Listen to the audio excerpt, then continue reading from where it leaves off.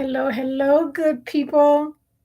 Hello, good people. I am Dr. Hollie Kelly, and this is Dr. Kelly's Perspective for a terrific Tuesday. It is February 8th already. Okay, so as we as we go through this fabulous short month, pulling nuggets from the diaspora, I am going back to one of my favorite oldies but goodies. It is the African American Book of Values, and it's a compilation of a lot of different old classic moral stories, and it's just an edited compilation. Hello, well, my, Miss. Thank you, Miss Connie. Good morning. Thanks for all who are jumping in here. So, the African American Book of Values, and as we go through, what he did, the editor, Stephen Barbosa, he broke down the book into several different sections, and I want to bring to you just a short piece from the book of Self Mastery. And he talks about self discipline and courage and integrity. And he pulls all of these phenomenal writers and artists from the Black community, and brings their pieces together. But this is a piece at the beginning of, because I spoke to you yesterday about self respect. A young woman asked, what is self respect? How does that look? So this is along that same line. We are all things Black, Black, Black during this month of February in particular. I'm Black 365. However, all of the perspectives are going to be coming nuggets from the diaspora. So this is talking about our self-esteem and how it impacts how the culture around that we are enveloped in, that we're saturated with, how it impacts our self esteem.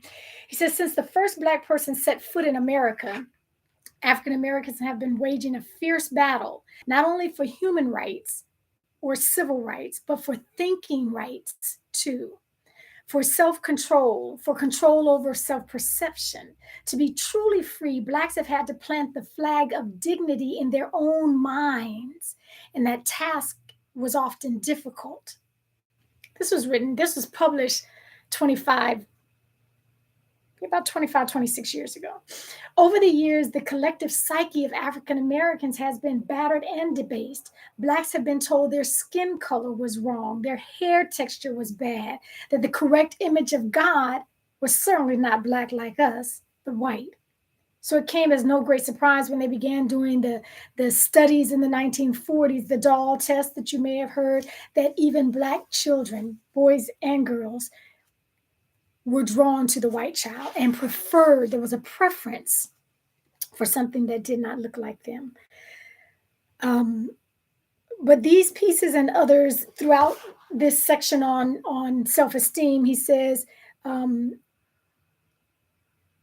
challenge racist assumptions. They begin to celebrate self definition and personal integrity and offer lessons for heightening our self esteem. And so I just want to remind us that if we go on autopilot, our self esteem will never rise above public opinion, which is not very healthy for us. We have to be intentional and deliberate about creating within and around us the beauty that leaks from this culture. We must be intentional on raising children with a solid, healthy self esteem of who they see when they look in the mirror. Because if we leave it to autopilot, if we leave it to, oh, well, they're going to school, I got them in a private school, and they're just going to, we will have grown ups that are still battling their beauty, that are and I'm not just talking about the facial beauty. I'm talking about the who of who you are, the core of who you are, the essence of who you are will be damaged and battered and bruised if we leave it on autopilot and we walk through this world, in America in particular. So be deliberate. God created every single one of us in the skin that we are in. And that was not accidental. If I needed to be a different ethnicity, he would have made me different. If I needed to be taller, if my hair needed to be a different texture, he would have made that like so. Hey, Deb. So I just want to encourage you as be intentional about how we are raising, how we are viewing ourselves, how we look at truly who we are. It was not accidental, it was done on purpose. And there is so much strength and resilience and courage and beauty and intellect and wisdom and creativity. Need I go on? Okay. But be intentional about finding it and unearthing it. Okay, that's what I got for you. I'll join you here Monday through Friday, 8:30 a.m. Eastern, 5:30 a.m. Pacific for us early birds. In the meantime, take real good care of yourselves and be intentional.